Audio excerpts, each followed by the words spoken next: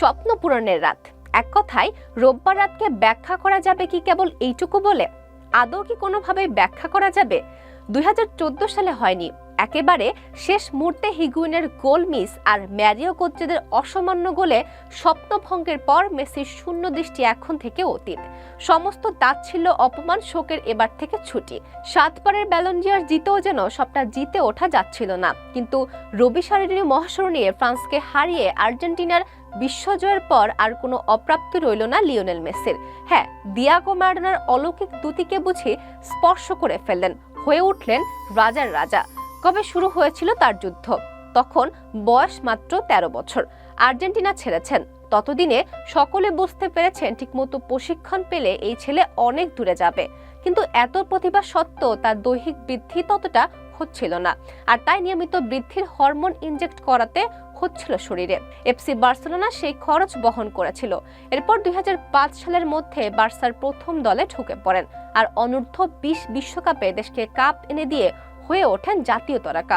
সেই শুরু, সেই থেকে প্রত্যাশার পারদ তাকে ঘিরে আকাশ ছুঁয়েছে। কিন্তু সেই প্রত্যাশাকে চাপ হয়ে উঠতে দেননি মেসি, বরং সেটাকেই উদ্দীপনার অস্ত্র করে দ্রুত পেরোতে থাকেন একের পর এক মাইল ফলক। মাত্র কয়েক বছর বলা যায়, 2011 সালের মধ্যে তিনি বিশ্বের সর্বকালের সেরা ফুটবলারদের সরু গোলের বাসিন্দা।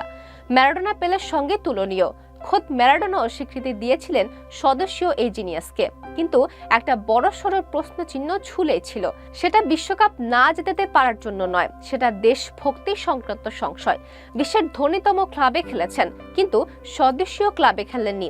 এমনকি খেলা শুরুর আগে জাতীয় সঙ্গীত নাকি গাইতে দেখা যায় না তাকে। এমন গুরুতর অভিযোগও রয়েছে। কেউ ভেবেও দেখেনি এমন অভিযোগে বিদ্ধ হয়ে কতটা কষ্ট পেয়েছেন মেসি। ক্লাবের হয়ে যতটা মনোযোগী, ততটা দেশের জন্য নন।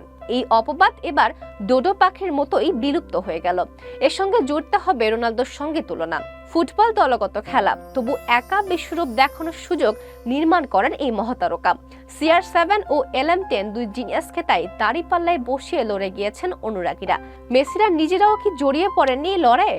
সামনাসামনি অবশ্য রোনালদো কিংবা মেসি কেউ কাউকে খাটো করেননি, কিন্তু চাপটা ছিলই, এবং সেটাও কিছু কম চ্যালেঞ্জের নয়। বিশ্বজয়ের পরও হয়তো এই বিতর্ক থাকবে, কিন্তু বিশ্বকাপের দুটি যে মেসিকে এগিয়ে রাখবে তাতে সন্দেহ নেই।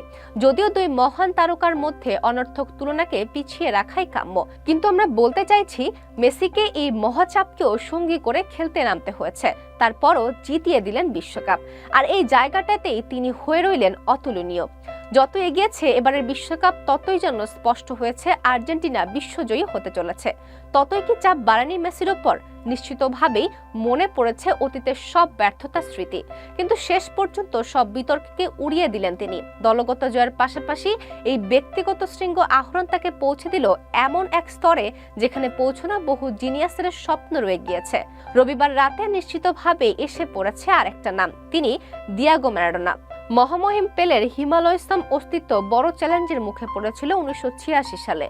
বলা হয় রাতারাতি সর্বকালের সেরা লড়াইয়ে সেই সময় থেকে আর থাকেননি পেলে। দেখতে দেখতে পেরিয়ে গিয়েছে 3টি যুগ। পেলে ম্যারাডোনার সঙ্গে এক আসনে এবার থেকে মেসিকেও রাখতে হবে। দিয়াগো আর নেই, কিন্তু যদি মৃত্যু পরবর্তী জীবন বলে কিছু থাকে, আজ নিশ্চয়ই আশ্চর্য হাসিতে ফেটে পড়েছেন তিনি।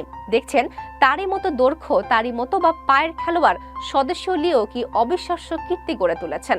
হয়তো আফসোসও একটা হবে, যদি 2010 সালে তিনি কোচ থাকা অবস্থায় মেসি জিততেন বিশ্বকাপ, তারপর হয়তো ভাববেন যখন যেটা ঘটে তখনই আসলে সেটার সময়।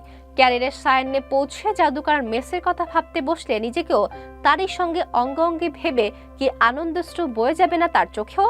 আজ থেকে যে দুটো নাম আরো বেশি করে পাশাপাশি উচ্চারিত হবে তার দেশে। মেসি ম্যারাডোনা রবিবার রাত থেকে এক অভিন্ন বিজয়ী সত্তা। 18 ডিসেম্বর কাতার জন্ম দিয়ে গেল এমন সব মুহূর্তের, যা না জন্মেও ঝলমলিয়ে উঠল ফুটবল ফ্যানদের স্বপ্নে। বুঝিয়ে দিয়ে গেল আজ থেকে বিজয়ী সমর্থক শব্দ লিওনেল মেসি।